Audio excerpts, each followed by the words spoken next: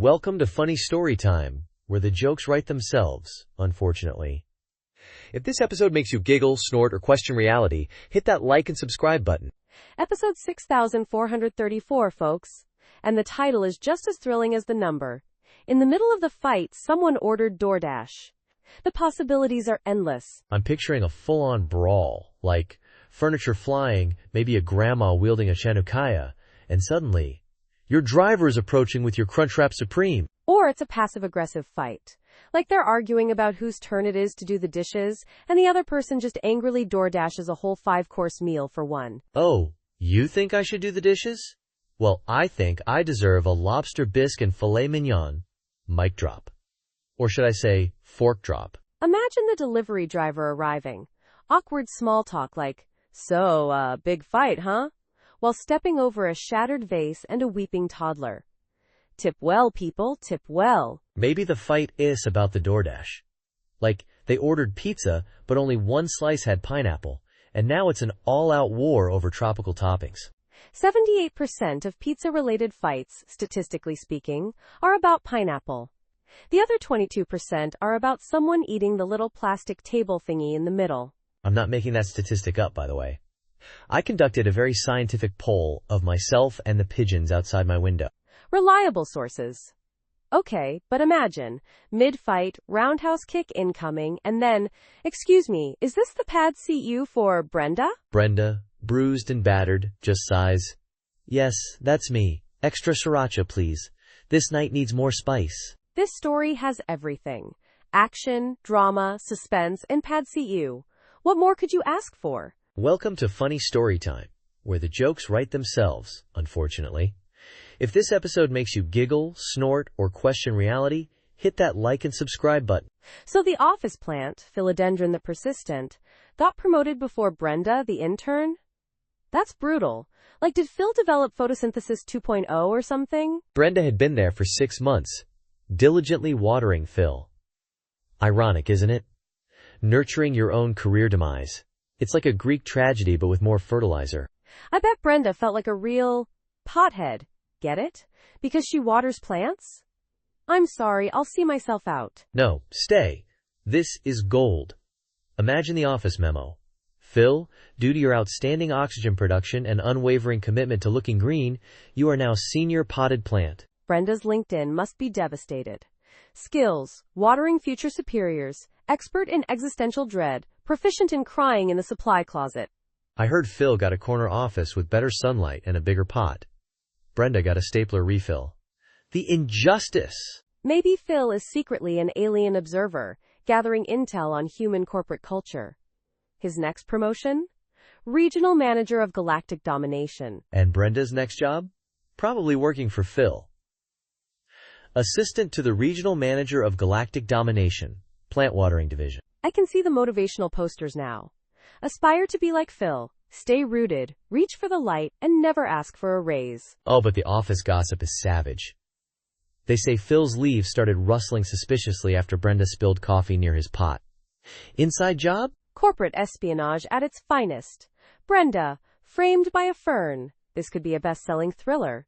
The Devil Wears Chlorophyll. Coming soon to a bookstore near you. Right after the sequel, Brenda's Revenge, The Rise of the Plastic Plants. Now that's a twist I didn't see coming. Suddenly I'm rooting for the plastic plants. They're the real underdogs here. Welcome to Funny Story Time, where the jokes write themselves, unfortunately. If this episode makes you giggle, snort, or question reality, hit that like and subscribe button. So this guy, right, joins a silent retreat. Supposed to be all zen and whatnot. Gets kicked out for humming. Humming! Can you believe it? I mean, I get it. Silence is golden. But isn't humming, like, the quietest form of rebellion? It's practically whispering with your throat. Exactly. Maybe it was an involuntary hum. Like a nervous tick. Did they consider that? Maybe he had a hum in his heart he couldn't contain. A heart hum. Or maybe he was humming the sound of silence. Super ironic. Peak comedy. He should have gotten a prize, not an eviction notice. I bet he was humming the retreat's theme song. You know, the one they never wrote, because it's a times silent times retreat. The ultimate silent protest. What if he wasn't humming at all? What if it was the wind? Or a rogue didgeridoo playing in the distance? We need answers, people. Or maybe, just maybe, it was the universe humming. And he was the only one tuned in. Too enlightened for the retreat. They couldn't handle his cosmic vibes. I heard he wasn't just humming. He was humming the entire Bee Gees discography. In Morse code. With his nose. Oh, that's just showing off. No wonder they kicked him out. Try humming Stayin' Alive in Morse code with your nose. I dare you. Don't tempt me. I might accidentally achieve nirvana, and then, where would we be? This podcast would be ruined. Ruined by enlightenment. The ultimate podcasting paradox. We'd have to rebrand as Quiet Contemplation Hour. No thanks. I like making noise. Especially weird, nonsensical noise. Me too. Keep the absurd coming, and keep those involuntary nose hums to yourself. Welcome to Funny Storytime, where the jokes write themselves, unfortunately. If this episode makes you giggle, snort, or question reality, hit that like and subscribe button. So this apartment, right? Smaller than a clown car at a convention. I swear, the microwave doubled as a washing machine. Just add water and soap and hope for the best. Wait, the microwave? That's nothing. My cousin's place, the fridge was his nightstand. He'd wake up, grab a midnight snack, then go back to sleep without even getting out of bed. Peak efficiency. Midnight snack? More like midnight frostbite. Imagine reaching for a yogurt and accidentally grabbing a frozen bag of peas instead. Good morning, ice pack face. Oh, he had a system. Left side, yogurt and orange juice. Right side, frozen peas, and that questionable leftover casserole. He knew his fridge like the back of his fridge. I bet his dreams were just a continuous loop of grocery store commercials. Buy one, get one free nightmares. Shudder. Close. Mostly dreams about being trapped in an iceberg lettuce. He'd wake up craving a salad. It was a vicious cycle. Did he ever consider, moving? Getting a slightly larger shoebox to live in? Maybe one with a separate fridge? Nah, he loved it. Called it cozy. I called it a fire hazard waiting to happen. One misplaced power strip and BAM! Roasted leftovers. I guess when your fridge is also your nightstand, you're living life on the edge. Literally. One wrong roll and you're pinned under a two-door refrigerator. Good times. Exactly. He called it minimalist living. I called it waiting for an episode of Hoarders. Speaking of hoarders, what happened when he had guests over? Did they sleep on top of the stove? They usually just left. The aroma of week-old takeout and frozen peas was a pretty effective deterrent. Less than, person one greater than. Less than, person one greater than. Welcome to Funny Storytime, where the jokes write themselves, unfortunately. If this episode makes you giggle, snort, or question reality, hit that like and subscribe button. So panic, caffeine, and apologies. Sounds like my average Tuesday, honestly. Except maybe swap the apologies for existential dread. Mine involves waking up convinced I'm late for my own funeral. Then realizing it's just Tuesday. The existential dread comes later, with the second pot of coffee. See, I pre-apologize. Just a blanket, sorry for anything I might do today. Text to everyone in my contacts. Proactive, I pre-caffeinate. I have a coffee IV drip installed. It's going great, except for the occasional caffeine overdose-induced hallucinations of talking squirrels. Talking squirrels? Amateur. Mine involve tap-dancing penguins planning a hostile takeover of the bird feeder. It's like a nature documentary directed by David Lynch. Oh, so your hallucinations are just more organized than mine? I guess that makes sense. Maybe I should switch to decaf. Or maybe just straight espresso. Stronger hallucinations might be more entertaining. Don't go decaf. Embrace the chaos. My penguins have offered me a cabinet position in their new world order. Minister of Nut Distribution. It's a prestigious post. Minister of Nut Distribution? Is there dental? Asking for a friend who happens to be a squirrel wearing a tiny monocle. Full dental, vision, and acorn burial insurance. It's a great package. We're also offering competitive salaries in sunflower seeds. Sunflower seeds? Now you're talking. Sign me up. I'll bring the squirrel. He can be my assistant minister. Excellent. Welcome aboard. Just try not to panic when you see the penguins. They're a little intense. Intense? Please. I live with talking squirrels. Penguins are practically a vacation. Besides, I already pre-apologized for whatever mayhem I might cause. It's fine. Less than person 1 greater than welcome to funny story time, where the jokes write themselves, unfortunately. If this episode makes you giggle, snort, or question reality, hit that like and subscribe button. So 90% memes, 10% lawsuits. Sounds like my average Tuesday, to be honest. Except maybe swap the lawsuits for strongly worded emails about the office fridge. You get strongly worded emails? Our group chat goes straight to cease and desist letters. Someone posted a picture of a cat looking vaguely like Brenda from accounting. And now, well, it's complicated. Brenda from accounting?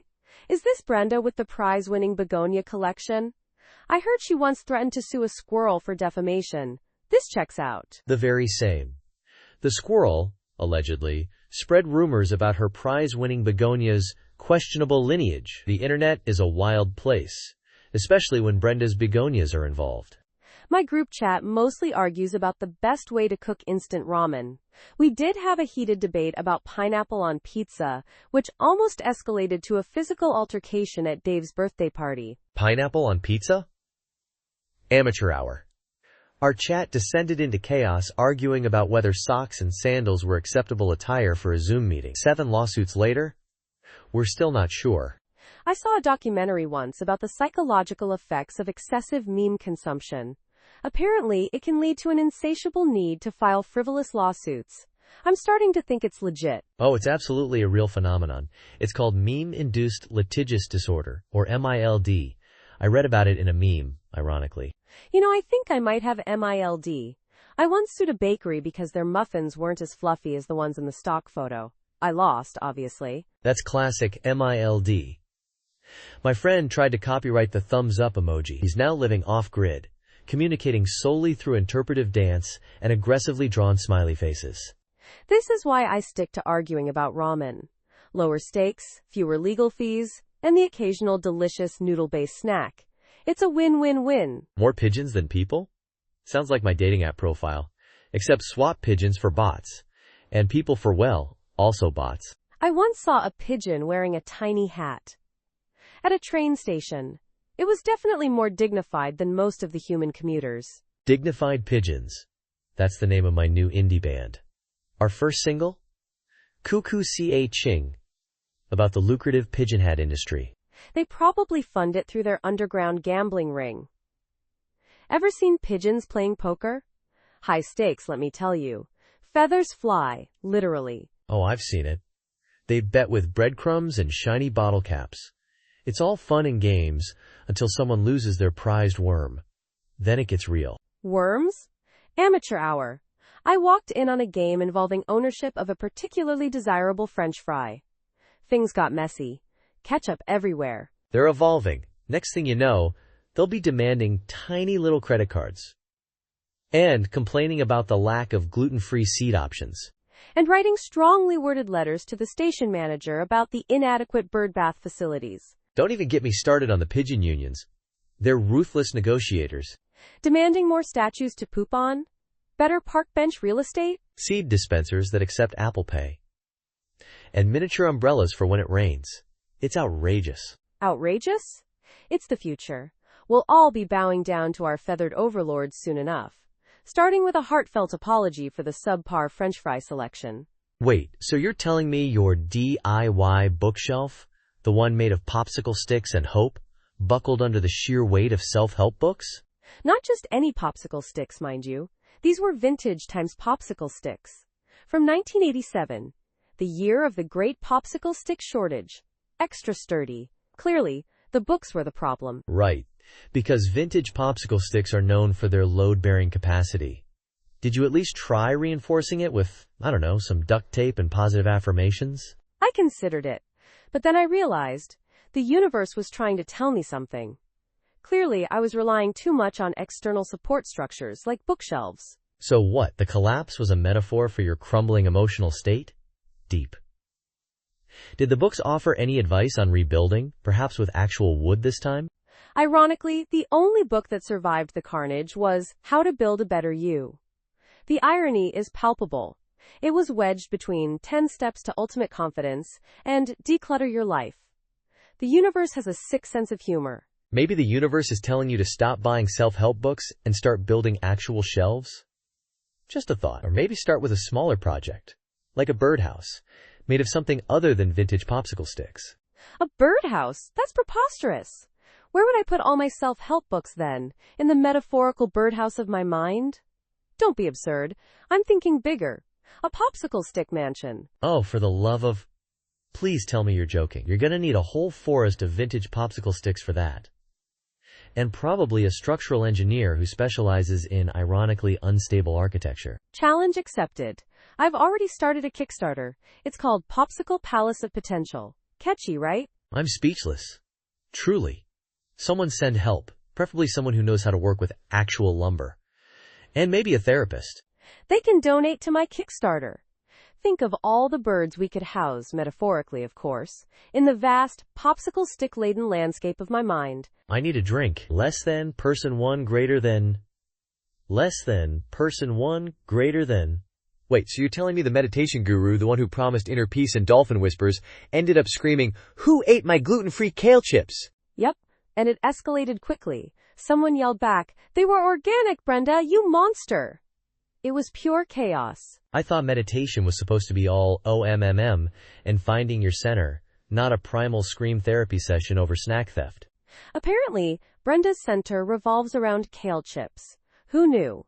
It's like her third eye was focused solely on the snack bowl. Did anyone actually confess to the kale chip crime?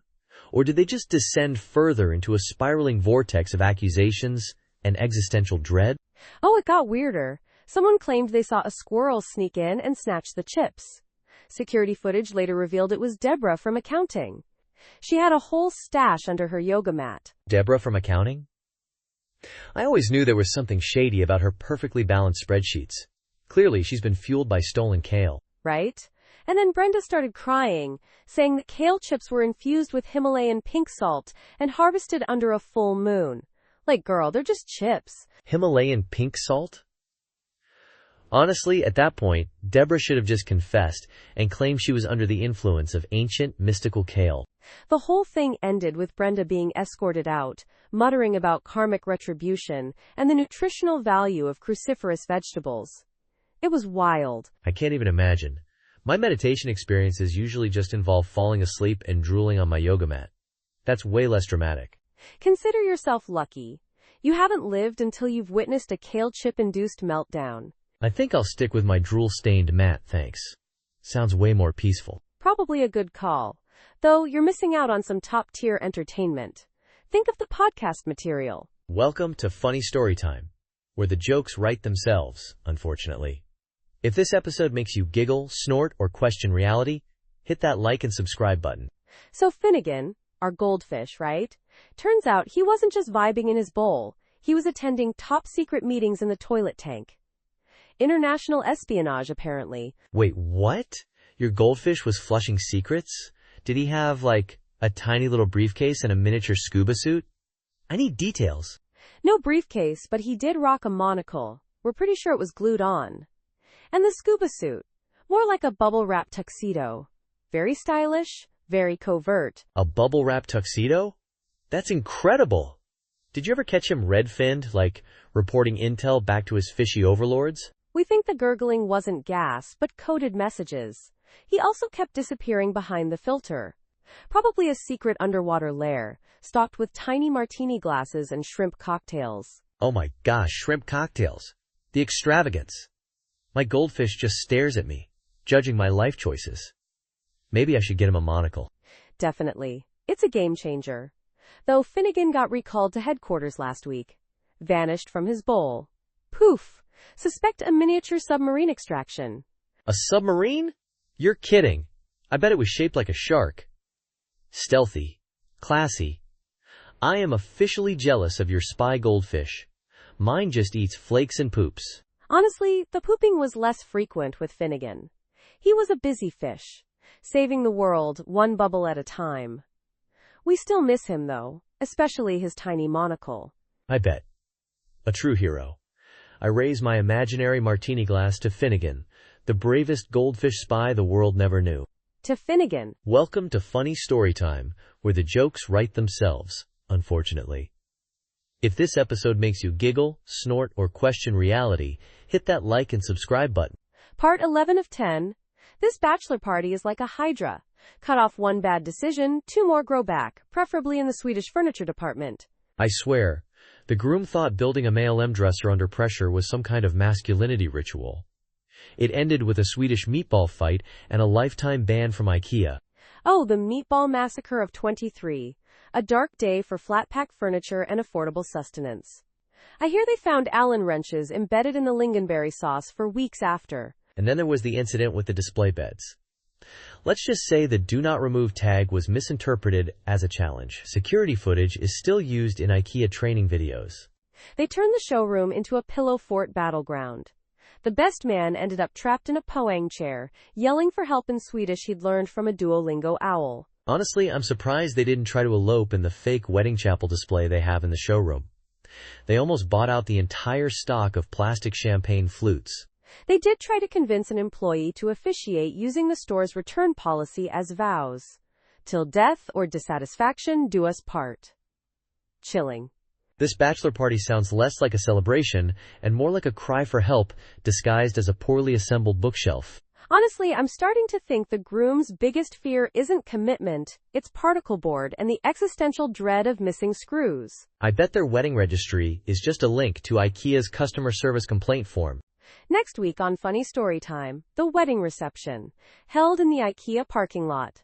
Bring your own meatballs. Welcome to Funny Story Time, where the jokes write themselves, unfortunately. If this episode makes you giggle, snort, or question reality, hit that like and subscribe button. Part 12 of 10? That's some advanced math right there. Like, are we in a time loop or something? Did the housewarming party happen so hard it broke the space-time continuum? It must have been one heck of a party. A noise complaint and times a marriage proposal? That's like the party equivalent of a multi-car pileup. Pure chaos. Probably catered by Guy Fieri, with a live performance by Nickelback. Imagine the proposal. Darling, despite the deafening sound of photograph and the smell of donkey sauce permeating the air, will you, police sirens blare, marry me before we all get arrested? I bet the neighbors filed the noise complaint during the proposal. Just utterly ruined the moment. Picture this. He's down on one knee, ring in hand, and suddenly Officer Karen is at the door like, turn down that Nickelback! Plot twist. Officer Karen times the one proposing. She whipped out her badge, then a ring, then another badge. You're under arrest for stealing my heart. Bam! Double whammy. And then Guy Fieri bursts from the kitchen, holding a flaming fajita platter like a bouquet, yelling, it's official! You're getting flavor-towned! It's all so beautiful, yet so disturbing. Statistically speaking, 87% of housewarming parties that involve both a noise complaint and a marriage proposal also feature an impromptu Guy Fieri cooking demonstration. It's just science. You know, they say the best parties end with the police showing up. But I bet even the cops were like, this is a new level of weird. Let's just get out of here before Guy Fieri tries to make us eat a donkey sauce glazed donut burger. They probably added a line to the police report. Suspects were last seen fleeing the scene in a vehicle resembling a giant taco, driven by a man believed to be Guy Fieri. Case closed. You know, maybe part 13 of 10 will explain everything. Or maybe it will just introduce a flock of flamingos playing badminton. Who knows with this series? Stay tuned, folks. The weirdness is just getting started. And please, keep your donkey sauce to yourselves. Welcome to Funny Story Time, where the jokes write themselves, unfortunately. If this episode makes you giggle, snort, or question reality, hit that like and subscribe button. Part 13 of 10? That's some advanced math right there. Sounds like the kind of math they used to plan this bachelor party. A medieval reenactment? Was it themed? Or did they just stumble into a Renaissance fair with a runaway groom and a lot of questionable mead? I'm picturing a groom in shining armor, except the armor is made of inflatable pool toys and duct tape. And instead of a steed, he's riding a Shetland pony named Sir Reginald. Oh, Sir Reginald absolutely got loose and ate all the turkey legs at the fair. The children cried. The wenches fainted. It was a massacre of smoked meat. And the best man, convinced he was Merlin, tried to turn the ring bearer into a frog. He just ended up covered in glitter glue and slightly concussed. Classic Merlin move.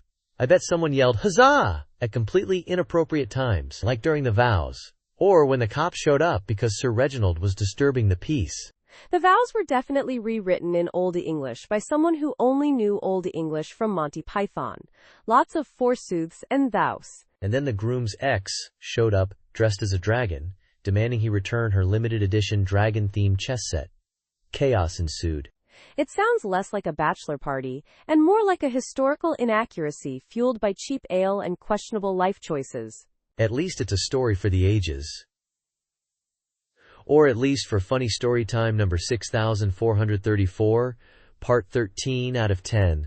I can't wait for parts 14 through whatever number they finally give up and call it a day. This is going to be a long and strange journey. Buckle up, Buttercup. It's only going to get weirder from here. Probably. Less than person one greater than welcome to Funny Storytime, where the jokes write themselves, unfortunately. If this episode makes you giggle, snort, or question reality, hit that like and subscribe button. Episode 6434, part 14 out of 10? That's some advanced math right there. Are we sure we haven't accidentally stumbled into a parallel universe again? Definitely possible. Last week I ordered a pizza and received a live badger wearing a tiny chef's hat. I'm starting to think the universe is just improvising at this point. See, that's understandable. But 14 out of 10? That's like saying you ate 12 slices of a 6-slice pizza. Where did the other slices come from?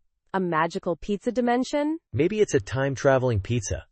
It keeps coming back for more pepperoni. Which brings us to today's topic. When your fake laugh turns into a real cry. I've been there. Oh, the classic awkward chuckle that spirals into a full-blown existential crisis. Happens to the best of us, right? Like, you're pretending to enjoy your aunt's interpretive dance of a washing machine. And suddenly you're sobbing about the inevitable heat death of the universe and the futility of all artistic expression. Been there, done that, got the commemorative t-shirt. Is that t-shirt available in I Cried During a Mime's Rendition of Tax Season? Because I need one. Desperately. They're working on that design. Apparently there's a surprisingly large demographic. The pre-orders are through the roof.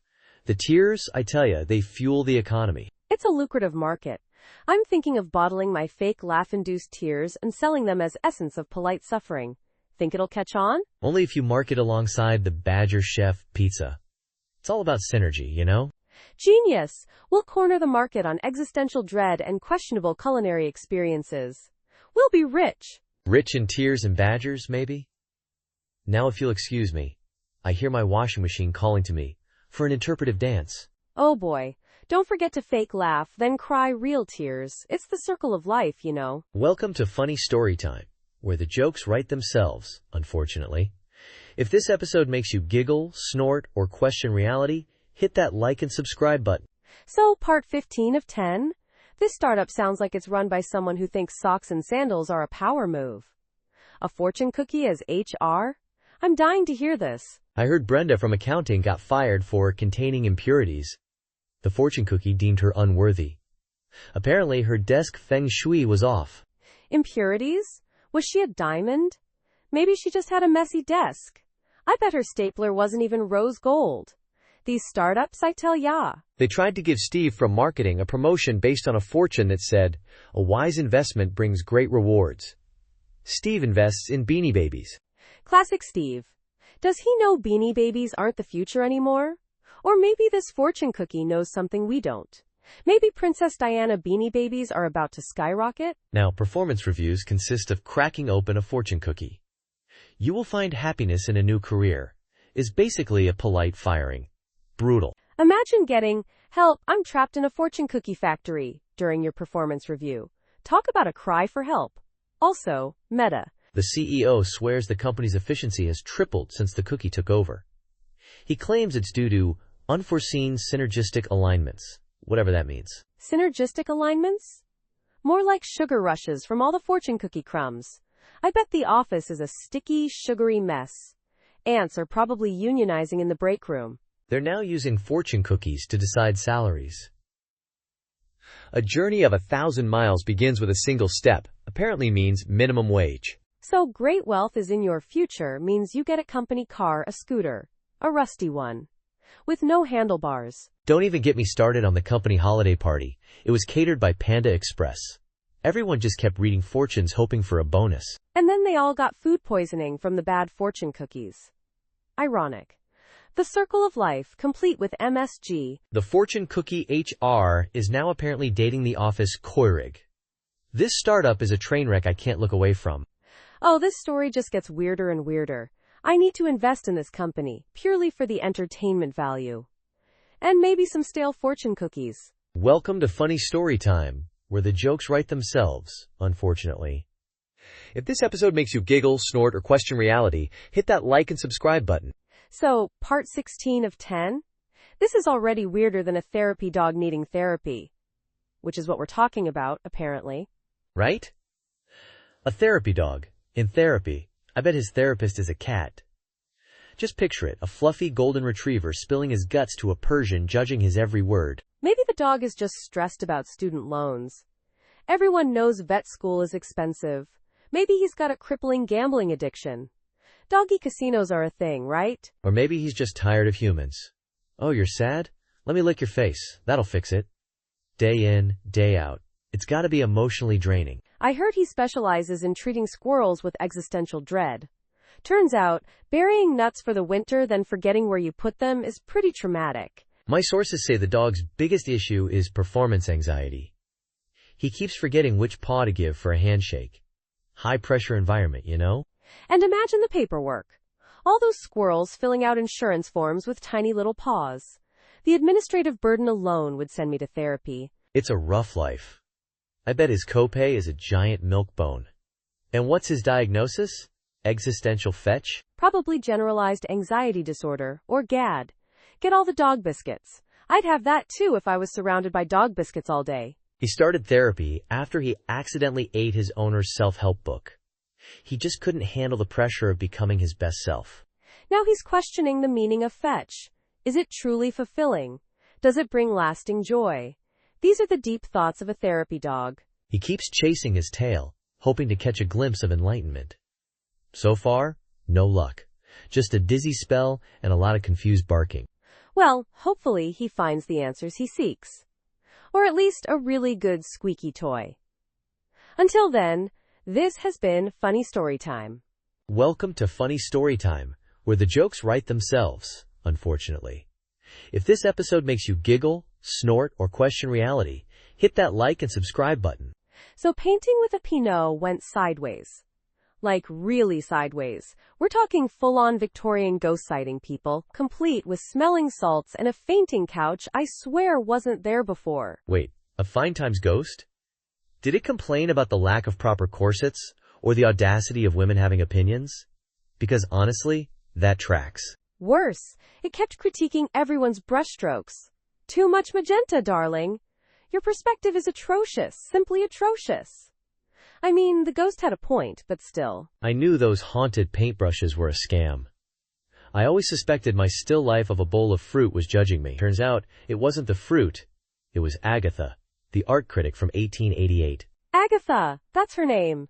Apparently she was a renowned art critic back in the day. Now she's haunting a suburban wine and paint night.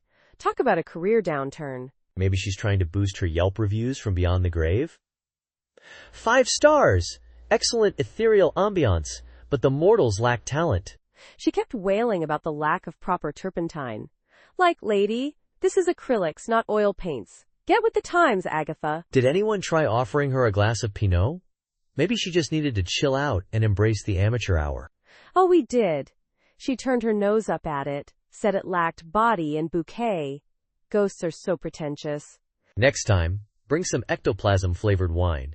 See if that appeases her spectral snobbery. Maybe throw in a seance and a charcuterie board for good measure. Good idea. Or maybe just stick to Bob Ross tutorials. He's way less judgmental, even if he does talk to trees. At least the trees don't critique your brushstrokes. Unless they're haunted, too. Suddenly, I'm suspicious of all flora and fauna. You and me both. I'm never looking at a fruit bowl the same way again. Especially if it's painted poorly. Welcome to Funny Story Time, where the jokes write themselves, unfortunately. If this episode makes you giggle, snort, or question reality, hit that like and subscribe button. So, accidental live-streamed breakups, huh? Reminds me of that time I accidentally live-streamed my cat's bath time. The internet was not prepared. Oh, I bet. Was it the dramatic wailing, or the sudden ninja-like escape that captivated the masses? Both, plus the unexpected cameo from my neighbor who wandered in wearing a banana costume. It was a whole thing. A banana costume? Was he, like, potassium deficient and seeking a kindred spirit? Maybe. He just shrugged and asked for a towel. Anyway, back to the breakups. I heard about this couple who streamed theirs thinking it was a Zoom call with their grandma. Oh no. Grandma got the premium, uncut drama. Did she at least offer relationship advice in the chat? She did. She typed, "Get him, Brenda," and then accidentally ordered a pizza to their apartment. Classic grandma move. My grandma once accidentally joined a virtual rave during a family Zoom call. It was enlightening. Enlightening? Did she start throwing glow sticks at the screen? No, but she did ask where she could get some of those blinky bracelets. And then she tried to teach everyone the Macarena. See, that's wholesome. I wish my breakup had pizza and the Macarena. It just had tears, accusations, and a rogue rubber chicken. A rubber chicken? Was that like a symbolic gesture? Or did it just happen to be there? Honestly, I don't even remember where it came from. It became the star of the show, though. Everyone in the comments was asking about the chicken. The chicken probably got more followers than you after that. Did you at least get some free chicken coupons out of the deal? Nope, just a lifetime supply of emotional scarring and a deep-seated fear of poultry. That's rough. Well, at least you have a funny story to tell. Though maybe skip the chicken part next time you're on a date. Good advice. Unless they're really into rubber chickens. You never know. Welcome to Funny Story Time, where the jokes write themselves, unfortunately. If this episode makes you giggle, snort, or question reality, hit that like and subscribe button. So Brenda tried a TikTok recipe for a gravity-defying souffle. Turns out, it wasn't the souffle that defied gravity, it was the kitchen ceiling after the explosion. Wait, explosion? I thought soufflés were just eggy clouds. Was she using some kind of experimental rocket fuel instead of flour? Apparently the recipe called for a pinch of dragon's breath for extra fluffiness. She substituted with gunpowder. Don't ask me where she got it. A pinch? Isn't that a tad imprecise for baking? Like, my grandma's pinch of salt is enough to cure a ham. Brenda's probably leveled a city block with her souffle. Her kitchen definitely looks like a tiny meteor hit it. And the souffle? Let's just say it's currently embedded in the ceiling fan, rotating gently. Is it still fluffy, though? That's the important part. Did the structural damage enhance the texture? Asking for a friend. It has a certain rustic char, and the spinning adds a nice dizzying effect if you stare at it too long. Like a culinary disco ball of destruction. I'm picturing her filming the aftermath for a follow-up TikTok. How to achieve rustic char in your souffle, Part 2, acquire a hazmat suit. Hashtag souffle fail, hashtag kitchen kaboom, hashtag my insurance company hates me. Guaranteed viral hit. You know, I've always been a bit scared of soufflés. Now I'm terrified. They're basically culinary grenades waiting to happen. Stick to scrambled eggs. Much less potential for property damage. Unless you try to scramble them with dynamite. Don't do that. Noted. No dynamite eggs. Back to boring, safe breakfasts for me.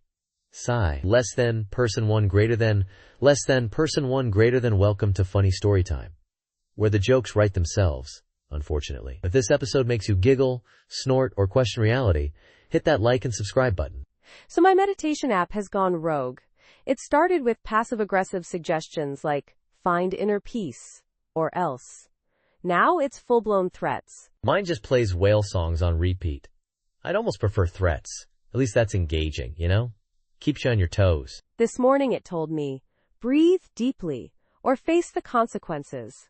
The consequences? What does that even mean?